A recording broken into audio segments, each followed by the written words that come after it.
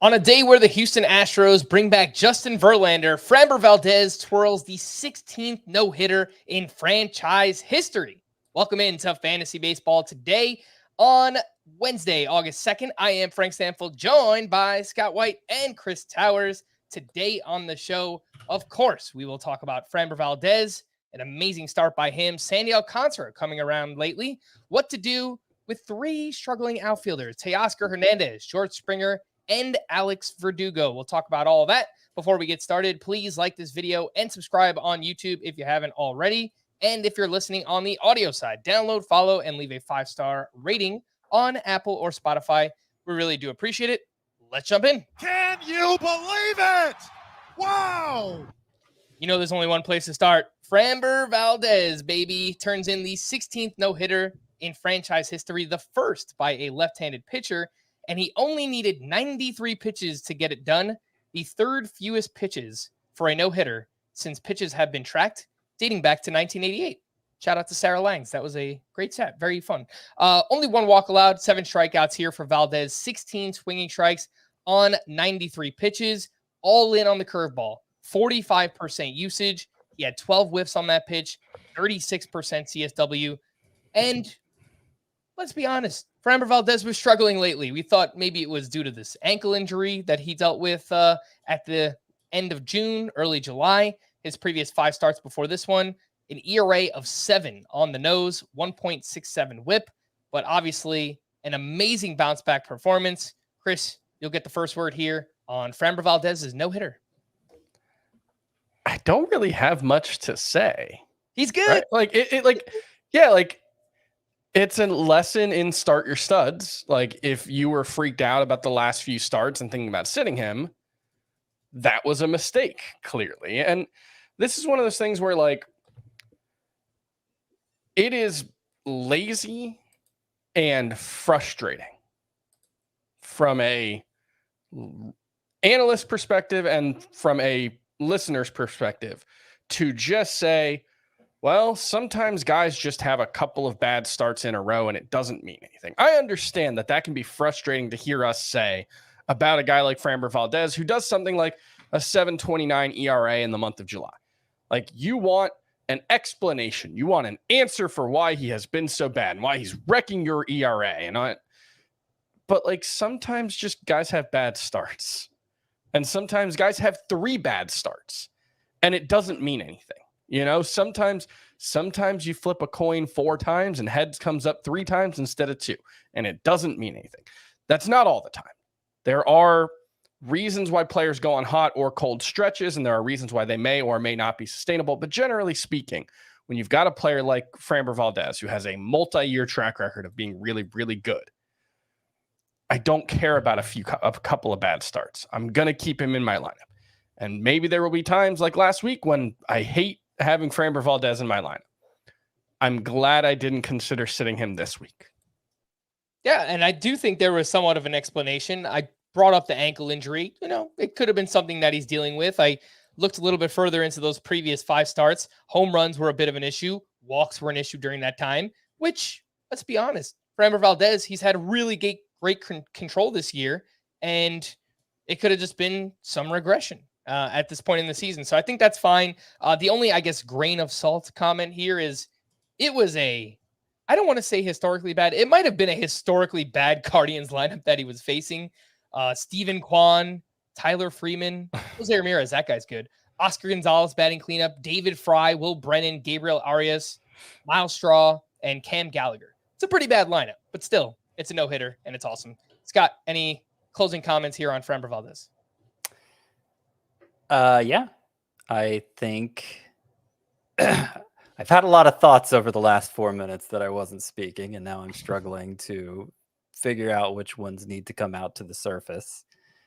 First, I was like 16 no-hitters in Astros history. That sounds like a lot for a team that's only been around 60 years. And I thought, oh, Nolan Ryan must have been responsible for several of them. But no, only one. There are some combined no-hitters in there, a couple with Christian Javier at the center of them, which makes sense. But anyway, they did actually have 16 no-hitters, right? I didn't make that up. No, I have well, no idea. I didn't count. I looked up the history of no hitters. Anyway, it was a busy 4 minutes, even though I wasn't talking. Yeah, I guess to add to Chris's point, because I wasn't really swayed to sit Valdez either. It looks like he was started in 83% of leagues, still 83% of CBS Sports leagues. So it doesn't seem like many other people were swayed to sit him. At what point does a pitcher as high end as that? Like, how long do the struggles have to go on to begin to think about it? And I don't. It's one of those questions that probably doesn't have a definitive answer. It's just kind of a feel thing. But I feel like it would have to be at least 5, right? I mean, for me, like, I haven't thought about sitting Sandy Alcantara. And I know, like, I'm on the further edge of that, but I tend to rank and start players with an eye on talent. Like, my thought, it's not always that, but I generally want to start my 9 most talented pitchers, and talent levels fluctuate, but generally speaking, it takes a long time for someone like Sandy Alcantara or Framber Valdez. It takes a long time for me to think that their talent level has changed. Like, I've not been moved to assume Sandy Alcantara is a less talented player than he was coming into the season. There were reasons why he wasn't succeeding the same way he was, but like, I'm going to give those guys a long, long leash, longer than you guys. You guys probably are better fantasy players than I am because of that, because you're more willing to be flexible. But there are certain instances where it works out, that faith. I will say, and there are a couple leagues where I have Sandy Alcantara, and there have been a couple of times that I've sat him in each of those leagues, just because until very recently he hadn't strung together any stretch of success. But then he throws together his 2 best starts of the season out of nowhere. Right. I mean, we are 2/3 of the way into this season, so it's like, now you do this. But what I was building up to say is that the couple times in each of those leagues that I have sat him, usually because I had somebody else I was excited to start, and I'm like, all right, I'll play it safe with Sandy Alcantara this week so that I can get this other guy in. I regretted it the couple times that I sat him. Like, he would go and have a good Sandy Alcantara start. So he's kind of a singularity with regard to this discussion, because he is a presumed ace who 2/3 of the way into the season still has an ERA over 4. But that ERA is coming down with his 8 shutout innings here against the Phillies on Tuesday. He now has a 2.45 ERA in his last 7 starts, does Sandy Alcantara. By the way, how fitting was it that he throws 8 shutout innings against the Phillies, and then the closer blows it. The new closer, one of the Phillies one of the Marlins' big trade acquisitions, blows the win for him. Karmic retribution for waiting this long to start making trades. That's my thought. They get punished for 1 game. Hopefully things get better now. Who was making trades in June? The Marlins should have been. Back when they were actually a good team. Yeah. I don't know. I don't know how many other teams were willing to trade in June, even if the Marlins were. I don't know. I don't know the answer to that. All right. I have no idea. Well, Scott, we'll go right back to your, oh my goodness gracious, player of the night. All right. Let's talk about Andrew Heaney. That's Heaney, if you couldn't tell. I don't know why I said it funny, but Andrew Heaney. 6 shutout innings against the White Sox, 11 strikeouts against these White Sox. He looked dominant, as Andrew Heaney has been known to do from time to time, though it has been especially rare this season that he's done it. 11 strikeouts, 16 swinging strikes on 80 pitches. 7 came on the fastball, 8 came on the slider, which is interesting. It was a 47% whiff rate on that slider for this game. 47% versus 30% whiff rate on the slider for the season. And what also makes that interesting is Heaney's slider was down in velocity 1.6 miles per hour. So it was slower by about 1 mile per hour and a half. And yet it was much more effective in terms of generating whiffs, and judging by the final line here for Heaney, effectiveness all around. It was a more effective slider. And you may remember that Heaney's breakthrough with the Dodgers last year was driven by him changing his slider, making it. He was one of the pitchers with whom the term sweeper first became attached, was Andrew Heaney. Sweeper, a slower kind of slider that has more horizontal movement. So I wonder if there was a tweak to his slider in this start that was intentional and that helped him look more like his 2022 self. It is reminiscent of the change we saw with Reed Detmer's slider, similar drop in velocity, about 1.5 miles per hour, that saw him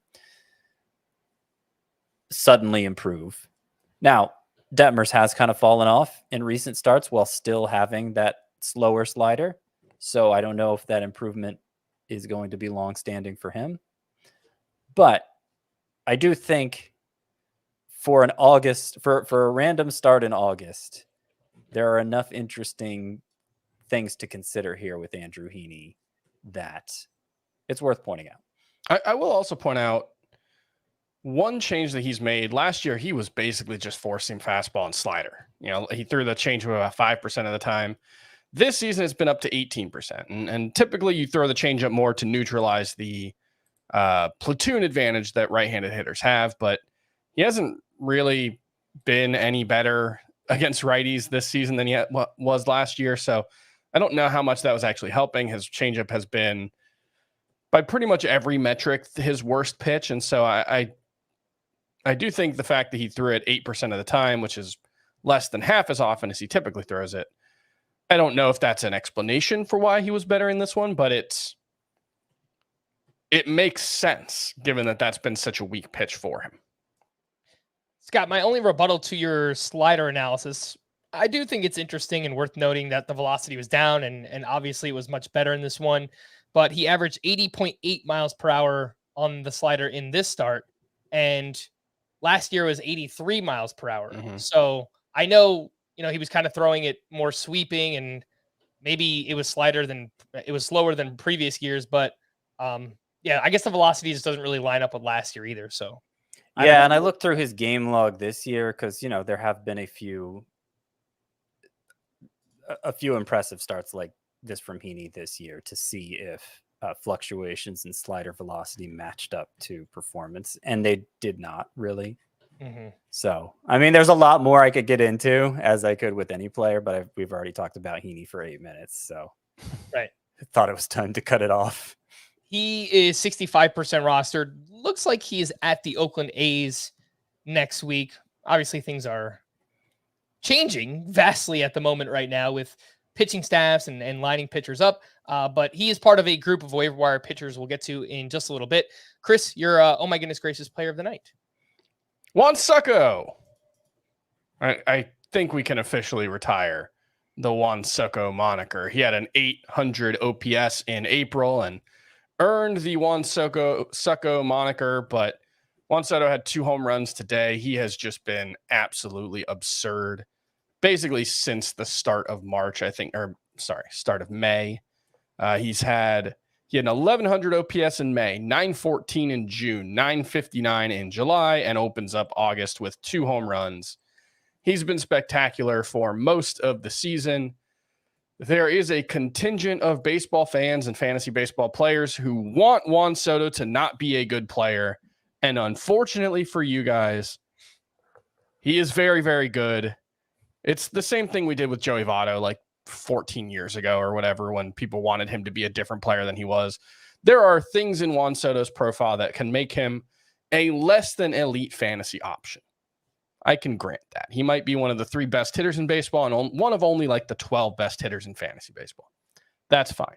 He's still one of the 12 best hitters in fantasy baseball. If you took advantage of people overreacting to his slow start, congratulations. You are probably doing really well in fantasy baseball this year.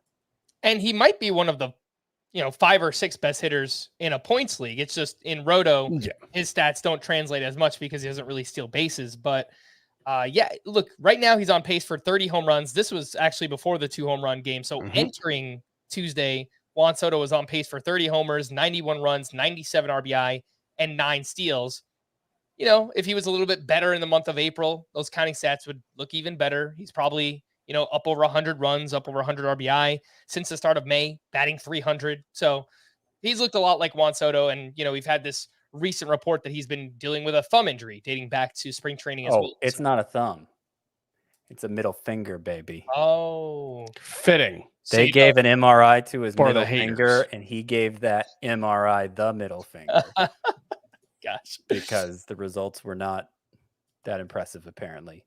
I do want to say that, like, when Juan Soto fever was at its highest, it was Soto. He hit 351 in 2020. He hit 313 in 2021. So he looked like he was becoming a elite batting average guy. So the year before that 351 batting average, he hit 282. And this year, his batting average is around 275. 275 now. So, and it may be that really high batting average is like his 80th, 90th percentile outcome, and the 275 batting average is more like his 50th percentile outcome. And that's a really good 50th percentile outcome. But like to further the idea that maybe in 5x5 category leagues, he's not a slam dunk first rounder. Well, it looked like he was when he was going to hit 320. Sure. He only hits 280. Okay, maybe not. Sure. What I think, like, what happens is, I think, like, in Juan Soto's case, he became the number 1 pick, right? Like, going into the 2021 season, I think he was kind of maybe not the consensus number 1 pick, but certainly a lot of people's number 1 player coming off that huge 2020 partial season. And so there's always a little bit of pushback when a player disappoints and maybe gets elevated a little higher than they should be. I'm fine granting that in a Roto league, Juan Soto might be more like a late first, early second round player. But like, even that was a controversial statement in our comments and Twitter mentions 2 months ago. So I just want to put that out there. Juan Soto's awesome.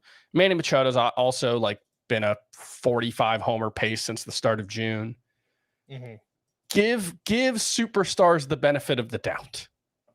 Yeah, especially for guys that have done it for, a handful of years or even more in the case of a Manny decade Machado. like Machado. Yeah, Machado, like since he's returned from the IL, he's basically been Manny Machado. He's been amazing. Oh my goodness gracious, offense of the night. The Cubs, they put up 20 runs on 21 hits in a huge divisional matchup against the Cincinnati Reds. Few standout performers in that game. Dansby Swanson went 2 for 4 with a double dong. He had 5 RBI and is up to 15 home runs on the season, even with an IL stint in there. And 10 games since returning from the IL, Dansby Swanson batting .333 with 5 home runs. So could be a big second half here for him. Cody Bellinger just continues to do it. He's doing it. 3 for 6 with a sock and a shoe. His 16th home run, his 13th steal of the season. Mike Tauchman, 2 for 3 with 2 walks, a sock, and a shoe. The sock man, 6th home run, 4th steal in 58 games. He's 10% rostered. And Jeimer Candelario had a nice debut here with the Cubs, 4 for 5 with a double and 2 runs scored. Scott, the only player that's available here is Mike Tauchman, and he's Mike Tauchman. So is there anything to see here? Is it like 15 team, 5 outfielder leagues? Is he even worth rostering there? Probably not. No, I mean, he hits high in the lineup. He gets on base at a nice rate, and that's basically it. It's in terms of 5x5 categories leagues, it's a hollow on base percentage for Mike Tauchman. So I would not concern myself with him. I do want to point out a couple things here. Okay. Just when you thought Bellinger might be slowing down, 3 for 13 in his previous 4 games, he has this monster performance, 3 for 6 with a home run and stolen base. Dansby Swanson, even with the recent time on the IL, up to 15 home runs now. Pretty good. And finally, Candelario did not start at third base like we expected. He started at first base, which means Matt Mervis might have to continue to bide his time in the minors, which is unfortunate. And I'm not saying just because Candelario started at first base in his Cubs debut doesn't mean that's the only position he's going to play for them. But who started at third? Madrigal. Yeah, the Madrigal. Oh, okay. Yeah, all right. The box score has him at second base, but I think he got moved there later on. Yeah. So, and to be fair, I think part of the reason I was expecting Matt Mervis to return soon is because I was expecting the Cubs to sell at the deadline, and they didn't. And so they may not want to they may not want to let him sink or swim while they're still in the middle of the playoff hunt. It's fair enough. But I was discouraged to see Candelario at first base as somebody who wants to see Mervis come back up and hopefully turn into something. I will also mention, because I just thought of this today, I don't know why I was under the impression Jeimer Candelario had been out of Detroit for a couple years now. But no, this was his first. This is his first year out of Detroit. Yeah, and Detroit is a very, very tough place to hit. A very tough place to hit. A very one of the most suppressive offensive environments in baseball. We saw what happened to Nick Castellanos when he got out of there. And so I wonder if there may be more to this season for Candelario than I've been giving credit for. Yeah, like he is. I was looking this up the other day when he got traded. His OPS this season is 128. That's actually the second highest of his career. 2020 is the highest. So we can just say this is the best of his career. His overall OPS plus since 2020 is like 115, which is solidly above average, which I was surprised by. But then it's, again, you put up a 795 OPS in Detroit in 2021. That's a 121 OPS plus. So yeah, that there is something to, you know, an 850 OPS in Washington or an 830, whatever, probably looking more like a 775 OPS in Detroit, you know? Mm-hmm. Yeah. And I say this in part because when we were talking, when he got traded, Frank and I were that he's a top 10 third baseman in points leagues right now. And what if his numbers are going to regress? I think there is room for both the batting average and the home run rate to regress based on his track record, based on what the StatCast data shows. But it's not so far outside the norm to think it absolutely will regress for Jeimer Candelario. So I don't know. I'm a bit torn on him. I would not bet on him being a top 10 third baseman in points leagues the rest of the way, but it's not so far-fetched either. Mm-hmm. And it's a pretty good park too, right? In Wrigley Field too. So that in conjunction with a lineup that's, you know, it's kind of a pesky lineup. They have guys that have performed really well this year. So we'll see. Jeimer Candelario up to 78% roster. This was his first start at first base this season. So he will need at least 4 more to gain that eligibility in CBS, but perhaps he will with the Chicago Cubs. Who was the poor pitcher for the Reds in this one? Ben Lively. He allowed 13 earned runs over 4 innings pitched. His ERA jumped up to 5.20 on the season. That's just like, man, sometimes regression catches you all at like we've had debates on this podcast about like the concept of like, are you due? Is a player who's doing really, really well, is he due for a cold streak? And like, no, that's not how it works. But yeah, Ben Lively's probably more like a 5 ERA pitcher than the guy he's been this season. And suddenly one start later, that's what he is. Sometimes it works out that way. What do you think the hitter equivalent is of this, Chris? Is it like going 7 straight games without a hit or something? Yeah, like a 3-homer game, something like that. I mean, it's hard to do anything this late in the season that rises your ERA a run and a half, right? Which is basically what happened with Ben Lively. Takes a special combination of ineptitude and confidence from your manager to leave you in for 4 innings to wear it when you're struggling like that. It was also a big day of offense for the Orioles, who put up 13 runs on 16 hits. Ryan Mountcastle stays hot. He went 3 for 4 with 2 doubles, a walk, 3 runs, and 2 RBI. He had 4 hard hits in this game, including 2 over 108 miles per hour exit velocity. Anthony Santander went 3 for 4 with his 19th home run. It was a grand slam. He also had 4 hard hits in this game. And Gunnar Henderson also stays hot, 3 for 5 with his 18th home run, 4 RBI. Ryan Mountcastle up to 76% rostered. And kind of wish we could have gotten him out of Baltimore. Yeah, I mean, he is someone who the past 2 years, his quality of contact has been elite. Now, it kind of stinks that he has that big cutout piece in left field in Camden, but even with that lineup around him, it might not matter. I mean, these counting stats, if he's batting, second or third in this lineup, might be really, really good for Ryan Mountcastle. Yeah, especially since it's a weak position. And I guess that's worth mentioning with Candelario, too. If he is going to play first base primarily for the Cubs, then he'll pick up eligibility there, and that'll make him even more useful. But back to Mountcastle. He's been a player I've had a hard time with from the beginning because he is not a disciplined hitter at all, and I really dislike that quality in hitters.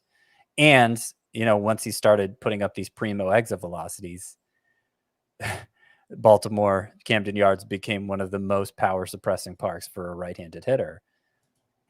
But first base being in the state it's in, I see plenty of use for Mountcastle, even in leagues that don't have the extra corner infield spot. Mm-hmm. I was looking at, yesterday, Scott, we said we would drop Rizzo for Ryan Mountcastle. Other names that are rostered in more leagues, Andrew Vaughn. I think I would make that swap. Yep. Yes. He's 88% rostered. Ty France, 84% rostered. Easily. He's been horrible. And, I guess Hunter Renfroe is kind of a similar player to Ryan Mountcastle, but I might make that swap. Just to put some context on all the stuff that we've talked about, over the past 2 seasons, Ryan Mountcastle has underperformed his expected WOBA by 45 points. That is the highest mark in the majors amongst anyone with at least 500 plate appearances. He looks like a context neutral, I would say at least fringe all-star kind of player. And it's going to be really hard for him to be that in Baltimore. I think he can be a 250, 22 homer, like a Ryan McMahon type.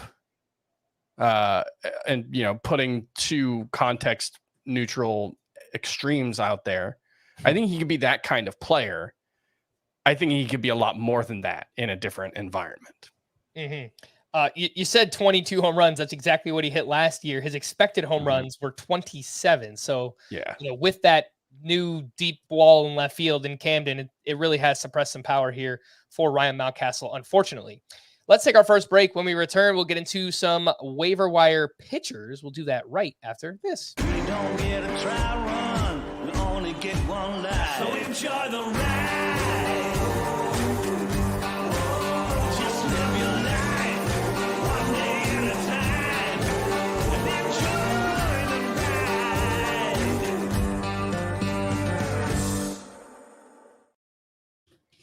Welcome back, and a quick reminder to download and follow our 5-minute podcast, Fantasy Baseball Today in 5, wherever you're listening to this podcast. We take the biggest news, notes, performers of the day. We talk about it in just 5 minutes every single day, so you can listen to that in addition to our full-length podcast here on Fantasy Baseball Today.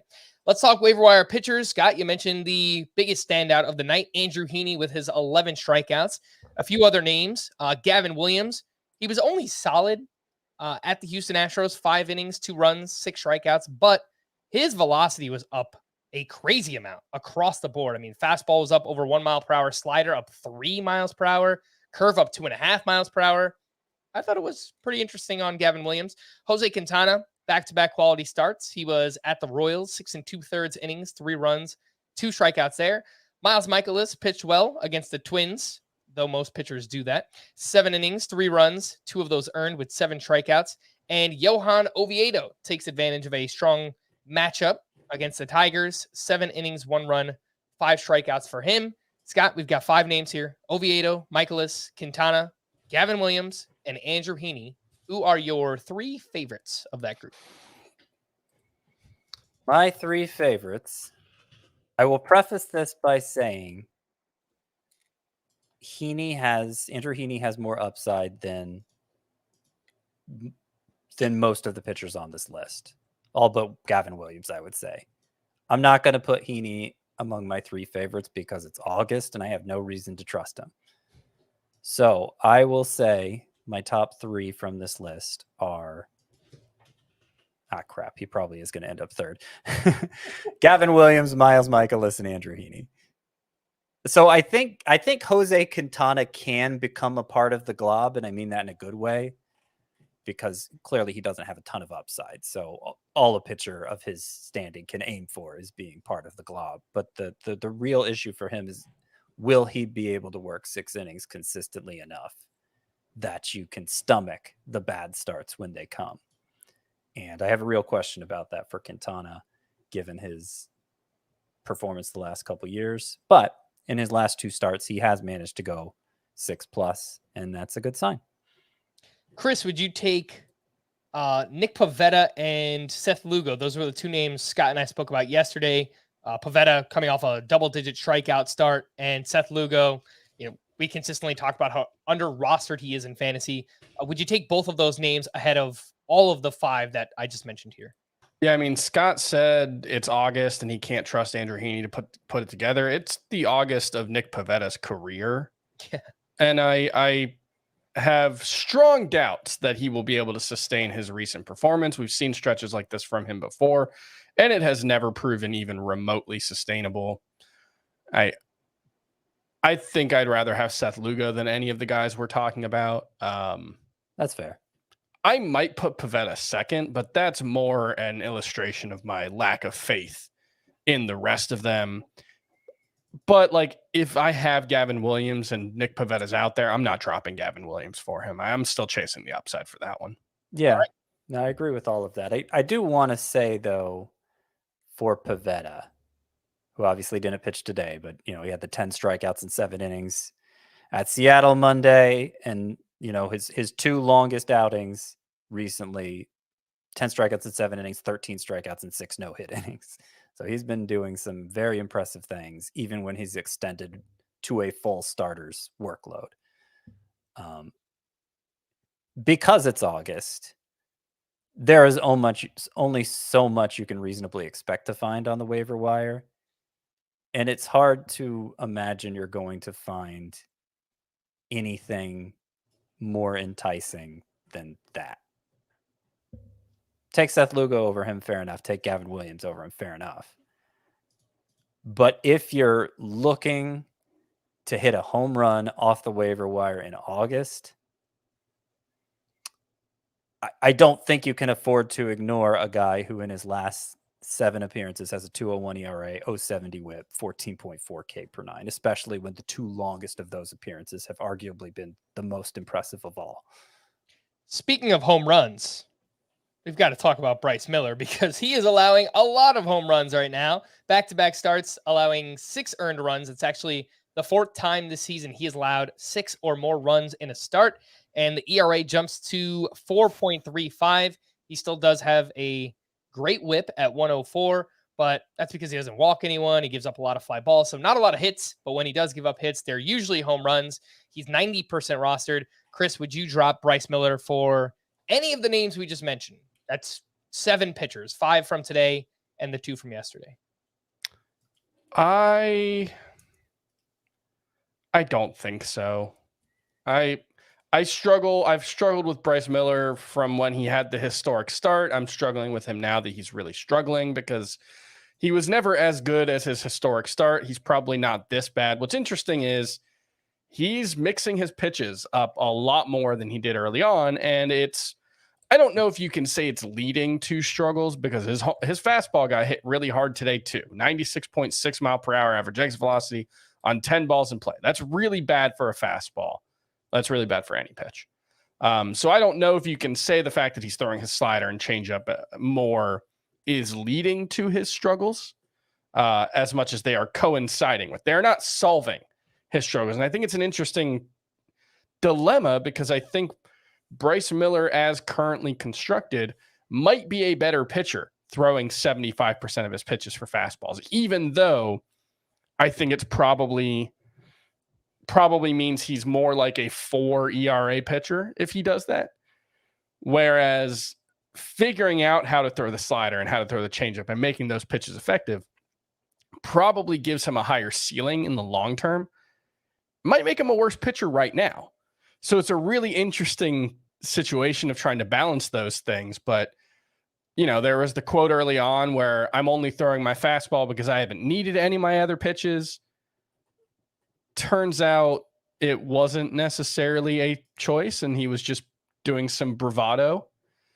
But I still think there's a ton of upside. He's clearly super talented. The fastball is a very, very good pitch. And it's just a question of figuring out how to make probably the slider work. And I would rather roll the dice, especially if I don't need a starter right now. I would rather roll the dice on him than any of the other guys we mentioned. If I need a starter, give me Seth Lugo over him. I was going to say, if there's one, I might drop Bryce Miller for Seth Lugo. I think that's probably the closest one on the list. Two other names in deeper leagues. One in deep leagues, one in the deepest of leagues. Hyunjin Ryu made his debut. Not great. Just wanted to read off his line. 5 innings, 9 hits, 4 runs allowed up against the Baltimore Orioles. And get ready for this one. Jesse Schultens getting a chance to start for the White Sox, turns in his first quality start of his career at the Texas Rangers. It's impressive. It's tough matchup, tough place to pitch. 6 innings, 1 run, 6 strikeouts for him. Scott, anything here on Ryu's debut and Jesse Schultens? Ryu's velocity seemed fine. Seemed pretty much like the last time we saw him. So that gives me some hope that maybe he could put something together. I'm not optimistic. I've not made him a high priority off the waiver wire, and this start certainly isn't going to change that. But there's a chance. I'm saying there's a chance for Hyunjin Ryu. As for Schultens, he was one of 2 pitchers who I feel like just took advantage of the element of surprise today. Like probably the whole world found out, including himself, found out he was making a major league start today. And I don't even know if that's true. I don't know when the White Sox announced him, but I did not expect to see the name Schultens when I looked at the White Sox box score today. I did not expect to see the name Pedro Avila, right? Or was it Avilo? I think it was Avila. Pedro Avila, when I looked at the Padres box score today. Pedro Avila, and Jesse Schultens. I did not expect to see either of those names in the box score today. They both put up terrific stat lines. I go look at their minor league track records. I am greatly underwhelmed, and I think we can ignore them. All right. We spoke about Sandy Alcantara a bit at the top. Back-to-back starts of at least 8 innings. He faced the Phillies, 8 shutout with 5 strikeouts there. Still did allow 9 hard hits in this game. Slider velocity up nearly 2 miles per hour in this start. Chris, did you have anything else you wanted to add on Sandy's back-to-back strong starts? He's throwing his sinker and his fastball, his 4-seamer a little less. I think the sinker's been part of his problem, especially against lefties. So I don't think that's a bad thing, but no, I haven't had a good explanation for why he struggled. I don't have a good explanation for why he's been good the last 2 starts. I just expect him to be good moving forward. All right. What to do with these 3 outfielders getting questions on George Springer, Teoscar Hernandez, and Alex Verdugo. Springer went 0 for 4 with 2 strikeouts on Tuesday and is down to a 246 batting average and a 694 OPS on the season. Still does have 13 home runs and 13 steals. Still 100% rostered. He has been benched in 14% of CBS leagues. Scott, do you think this is just a cold stretch? Is it just a down season? Is George Springer getting old? He's 33 years old now, but it's been a disappointing year. Yeah, it has, and I'm looking at where he actually is in terms of production. Pretty high. I'm surprised to hear how low his OPS is, a sub 700 OPS, because he has been a pretty productive fantasy player this year. I'm just looking at total fantasy points. He's right between Jake Fraley and Nick Castellanos, who are 2 players I think Fraley's got the platoon thing going on, but otherwise people are pretty happy starting those two. So should they be happy to start Springer as well? I would think so. It's certainly not the sort of stat line we've come to expect from Springer over the years. I do think there may be a couple things at play here. One is that Toronto has become a surprisingly difficult place to hit. This is especially true for left-handed batters, which Springer isn't. But I think it might help explain what's going on with Vladimir Guerrero too. What's gone on with him for the past couple of years, actually. It's sort of like Camden Yards used to have a reputation as being a launching pad.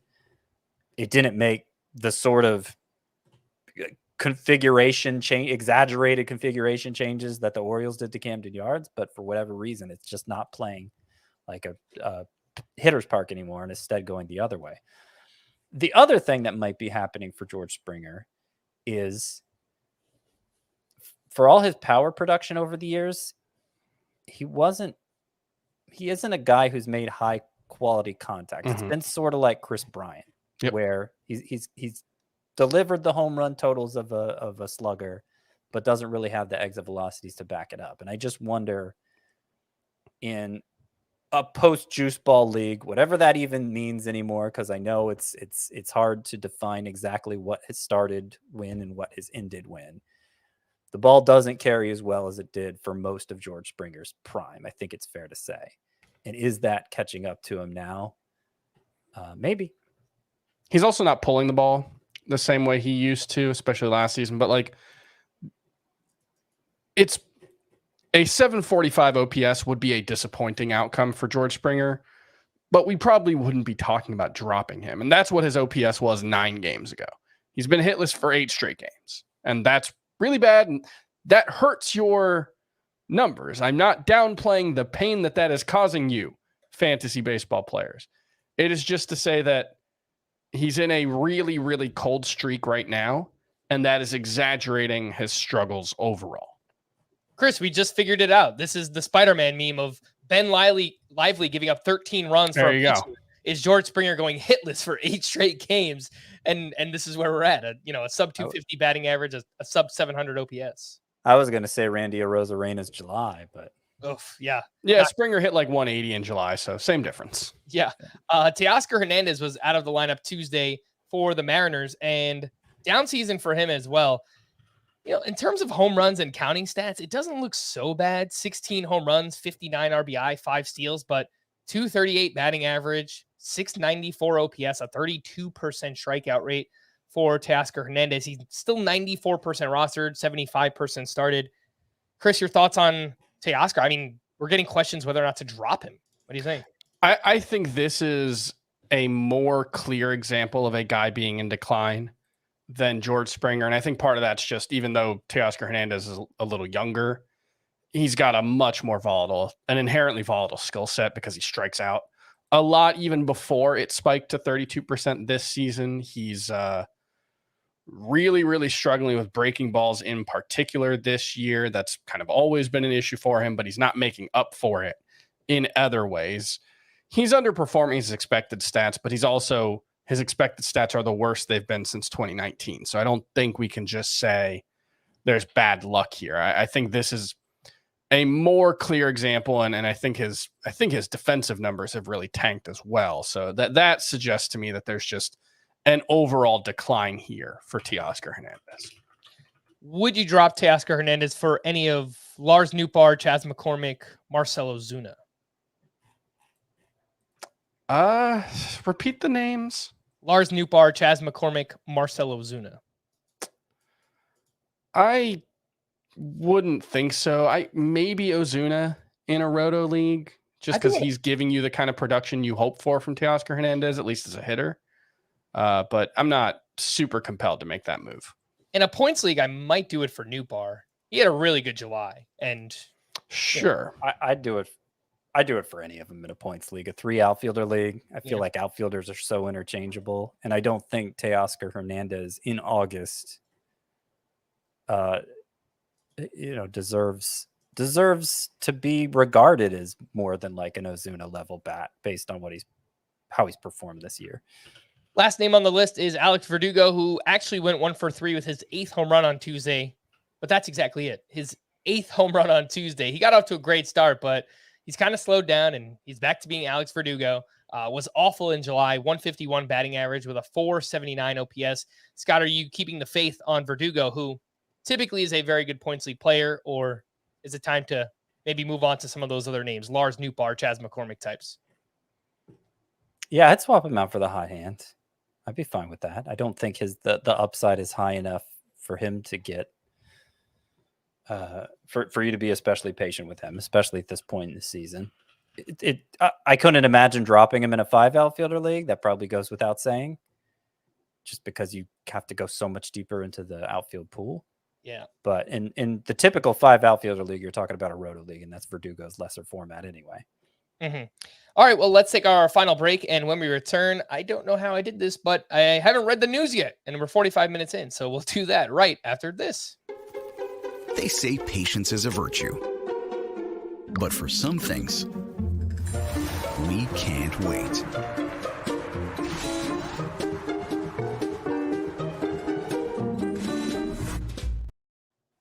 Welcome back. Let's hit the news and notes. Aaron Judge was at DH Tuesday because he's managing soreness in his toe. And some people have asked us about this on Twitter. Is there a chance you think the Yankees shut down Judge early if they completely fall out of it? There's a chance. These things happen sometimes in September. That's why some leagues like to end before September. I don't endorse that, but other people would. I think even more than the Yankees shutting him down, he might just re-injure himself. I mean, this has been a pretty big issue, and it sounds like he needs to have surgery in the offseason for this toe injury as well. So it might just get to the point where it's just the pain is too much, and he just has to go back on the IL. So we'll see, but doesn't sound great right now for Aaron Judge.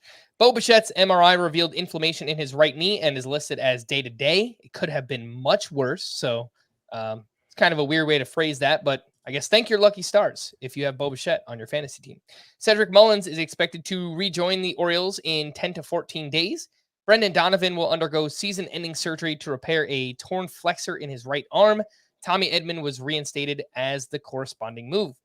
Derek Gould, who covers the Cardinals for the St. Louis Post-Dispatch, confirmed our suspicions earlier on our trade deadline special regarding top prospect Mason Wynn. It sounds like the Cardinals will wait until late August to promote Wynn in order to preserve his rookie status for 2024. So to be clear, Derek Gould is just speculating, right? There's no way he could possibly know that, because if the Cardinals were to say that, they would have... They're in trouble. They would have they would have to answer to someone for that. I mean, yeah. I don't know if there's ever been a successful service time grievance filed, even in the most obvious situations. Chris Bryant, for instance, failed his, which was... Oh, no, I thought he failed I thought it was successful. I don't know. It's not relevant either way. Do we all have to look it up? I don't know. The Cubs ruled in the Cubs' favor. Okay, you're right. You're right. All right. Well, I'm happy we figured that out, and hopefully the Cardinals don't get in trouble. But the point is, we'll probably see Mason Wynn at some point this season. Max Scherzer will make his Rangers debut Thursday against the White Sox. Jordan Montgomery will make his Rangers debut Friday against the Marlins.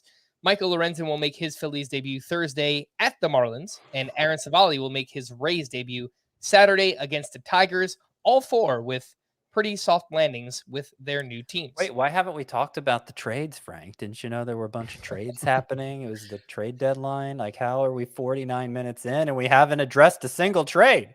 It's a good point. It's probably something the host should bring up and mention. We did do an entire podcast on all the trades. So if you want to check that out, it's in your podcast feed. It's on YouTube. It's nearly an hour long of us breaking down all the trades. Justin Verlander, Lorenzen, everything else that happened here on Tuesday. So I thought I dreamed that. Sorry. You might be. It's been a long season. It's been a very long day, Scott. Red Sox manager Alex Cora indicated Tuesday that Trevor Story is not a lock to be reinstated from the IL this weekend. He did not appear to suffer a setback, but it sounds like they're just being overly cautious. Josh Naylor was scratched from the lineup due to right side tightness. Justin Turner out of the lineup with a left heel contusion. JT Realmuto held out with a cut on his right hand. JD Martinez also out of the lineup with left hamstring tightness. And Brandon Nimmo scratched with quad tightness. Mets manager Buck Showalter said Starling Marte could be activated on Wednesday. Marte participated in a full round of pregame batting practice on Tuesday and is finally symptom-free following a string of migraine headaches. Griffin Canning was placed on the IL with right calf tightness. Ke'Bryan Hayes was reinstated, but was not in the Pirates lineup on Tuesday, which kind of weird in my opinion. Ji-Hwan Bae began a rehab assignment at AAA on Tuesday. He's been out since July 2nd with a left ankle injury. Tyler McGill and David Peterson are likely to rejoin the Mets rotation to replace Justin Verlander and Max Scherzer. That's big shoes to fill, I guess. The Mariners wasted no time getting their new additions in the lineup. Dominic Canzone started in right field, and Josh Rojas started at second base. Colton Wong was DFA'd as a result. AJ Pollock was activated by the Giants. Marco Luciano was optioned back to AAA. And this was pretty interesting. MLB made a scoring change in the July 16th Red Sox-Cubs game. Connor Wong's double in the fifth has been changed to a two-base error on Nico Horner. And as a result, 5 runs that were charged to Justin Steele in the inning are now all unearned. So his ERA went from 2.87 to 2.46 entering his start on Tuesday. And Frank, honestly, if you had a close matchup in head-to-head points league, you might want to go back and check because it could change some things. So, well, do you know that? Do you know how that's supposed to work? No, I mean, I completely just made it up, but I assumed that it would be changed. I don't know for certain. Oh man. Yeah, unfortunately, I don't have him in any of my roto leagues, so I'm not going to benefit from this one. I do have him in a points league. Maybe I'll check that one and raise a ruckus. Somebody's going to raise a ruckus over this. I can be It's sure of probably not that. gonna be me. I'm too lazy for that. I mean, Steele is liable to regress even harder now. 2.46 ERA. Sell high. Sell high, says Scout Way. Let's wrap up with some leftovers here. Let's talk about Carlos Rodon. More struggles. I beat Scott in the one league where I've got Justin Steele in a points league, so it's not worth fighting over. I beat him bad too. It was like a 60 point. I don't want to talk about it. Could have been more. Let's talk about Carlos Rodon. Struggled with control once again, facing Tampa Bay. Oh man, remember the Rays struggling so much in July. All they needed to do was face the lowly New York Yankees. Carlos Rodon allowed 4 runs over 4 innings pitched. He allowed 4 walks and 2 home runs. I don't care what pitcher you are. If you walk 4 and you give up 2 home runs, chances are you are not going to be a successful pitcher. He has failed to complete 6 innings in any of his 5 starts. Chris, you and I spoke extensively about Carlos Rodon last week. But Scott, you haven't had the chance to opine. Your thoughts on the Carlos Rodon struggles? Well, he obviously hasn't been very good. I didn't feel like he had been bad enough that with 2 starts upcoming this week, you should sit him. I felt like he was right around the target. And so, hopefully that meant he was about to hit the target. He didn't in this start, obviously. And we'll see how the next one goes. But now that the 2-start week is hopefully in our rearview mirror and the next one isn't coming up for a while, I think I'm to the point where I'm just going to sit Rodon until he looks like Rodon again. Well, bad news because he has to face the Astros lineup this weekend with Jose Altuve, Yordan Alvarez back in there, and everybody else in that. I mean, that means he's going to strike out 10 in 6 innings. You know that. I hope you're right because I started him in a few spots and I don't really have a choice right now. So let's go, Carlos Rodon. Trey Turner, we haven't talked about in a while, probably since our, 2-round redraft for the rest of the season, and continues to be a disaster. 0 for 4 with 2 strikeouts on Tuesday. He's down to a .240 batting average, currently on pace for 15 home runs and 32 steals, only 52 RBI as well. First year of a mega deal in a big city. Maybe that means we buy low next year if, we're getting any kind of discount. But Chris, I was thinking about this. Trey Turner is probably the biggest early round bust this year, right? I don't really think it's close. Yeah, I think that's pretty fair to say. He had a decent June and looked like he may be starting to turn things around. Stole 11 bases in that month, hit 3 home runs, hit 279. And July was terrible. He had 3 steals. He hit 218. So any momentum there is gone. I don't really have much positive to point to. He's underperformed his expected stats a little, but he's also posting the worst expected stats of his career. So it's not like that's a real reason for optimism. I have to believe that he'll bounce back at some point, whether it's in August or September or in 2024, but I can't give you a good reason for it except that it's Trey Turner. Yeah, I was actually I did a dynasty stock watch, which I try to do once a month during the season. 5 risers, 5 prospect risers, and then 5 fallers. Trey Turner was among my 5 fallers for the one I just wrote Monday. I think Corey Seager holds more dynasty value than him right now. Francisco Lindor, certainly like a Bobby Witt. And I know we're not necessarily talking dynasty, we're talking next year. And it's a little early to have that conversation because obviously August and September could change things.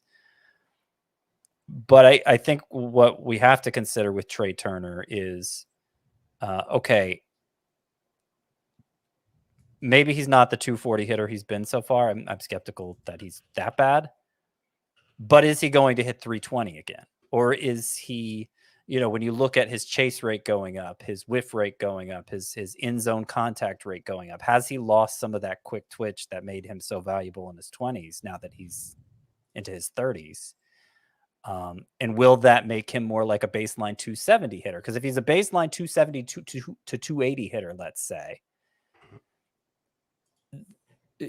so what was doing a lot of the heavy lifting for Trey Turner to make him a perennial first round pick was the stolen bases. And he's still a great base stealer, but there are so many good base stealers now that if he is declining 40 to 50 points in batting average, and by the way, it's been more like 80 points in batting average this year, I just don't know how special he is anymore. I'm not saying he's not an early round pick, but I'm saying he's probably not a top 5 shortstop. Yeah, the thing that's tough with regards to the stolen bases is how pedestrian he looks relative to the rest of the field. I mean, he's got 21 steals now, which 21 steals on August 1st last season might have been the most in baseball. I mean, really, that's not like John Birdie led the league with 43 last year, and he went crazy in the second half. It would have been among the league leaders. It's probably not in the top 10 now. Yeah, it's 13th. And so the other thing about that, though, is he had 11 steals in June.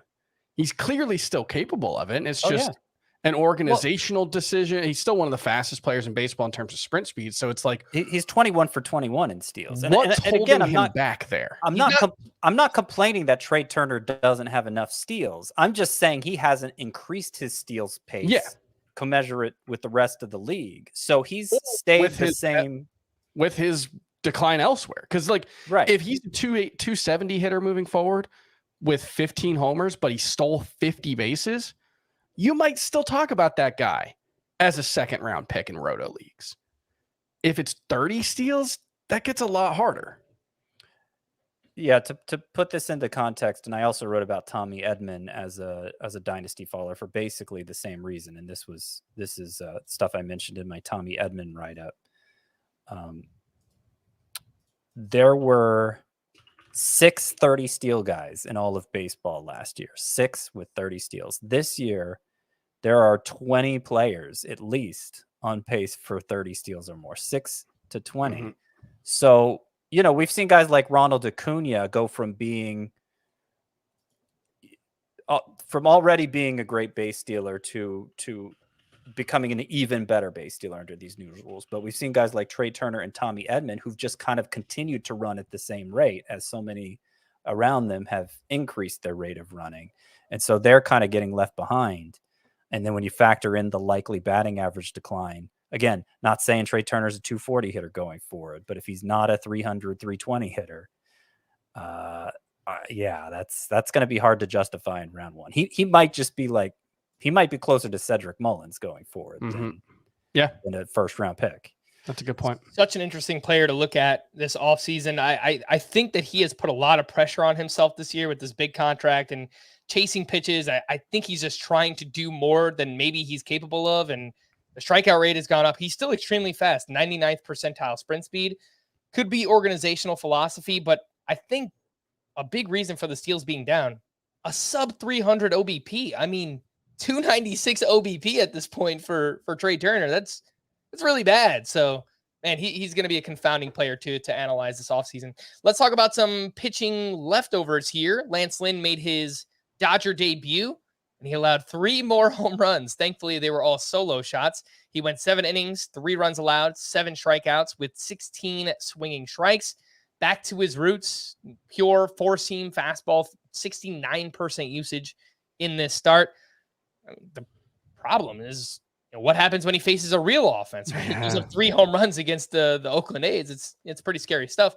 A couple other names here. Spencer Strider, 9 strikeouts, 31 swinging strikes. That was his 3rd game with 30 or more swinging strikes this season. Crazy stuff. Zach Eflin pitches well following his recent knee scare. He was at the Yankees, 6 shutout innings with 5 strikeouts. Kyle Bradish, 7 innings, 3 runs, 7 strikeouts at Toronto. And Pablo Lopez turned in a quality start at the Cardinals, 6 innings, 1 run, 5 strikeouts in that one. Lots of names here. Chris, you get the first go at it. Pablo Lopez, Kyle Bradish, Zach Eflin, Strider, and Lance Lynn's debut. So Strider set a major league record for fewest innings with 200 strikeouts. Would you like to know whose record he broke? Randy Johnson. Scott, would you like to guess? I wasn't listening. Spencer Strider's record is who he broke last season. So that was fun. Lance Lynn, there was a lot of speculation on Twitter about the change in pitch mix. Like you said, more forcing fastballs, more curveballs. Lance Lynn does not sound like it was a conscious decision or something that the Dodgers directed him to. Quote, there's going to be games where the cutter, sinker are going to be more something that we have to do to get them off the 4-seam and breaking ball. That's just part of pitching. Every game's different. I think you can be optimistic about this if you want. And if you were leaning towards cutting Lance Lynn, maybe you don't. But like you said, the fact that he gave up 3 home runs against the A's, I think he was pretty lucky to only give up 3 earned runs in 7 innings given that. So I think it's still same Lance Lynn. There's an outcome where he's really useful the rest of the way, but it's certainly not the most likely outcome. Some quick hitting leftovers. Michael Harris went 2 for 3 with a double dong. He had 3 hard hits in this game. And since the start of June, 49 games now, Michael Harris batting .341 with 9 home runs, 8 steals. The problem, the counting stats have been very underwhelming, batting 9th in the Braves lineup. Francisco Alvarez went 2 for 5 with his catcher leading 21st home run. He also hit 2nd in the lineup, the first time he's done that since June 13th.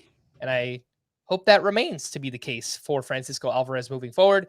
Pete Alonso went 2 for 5 with his 31st home run, a moonshot, 115.7 exit velocity, 429 feet.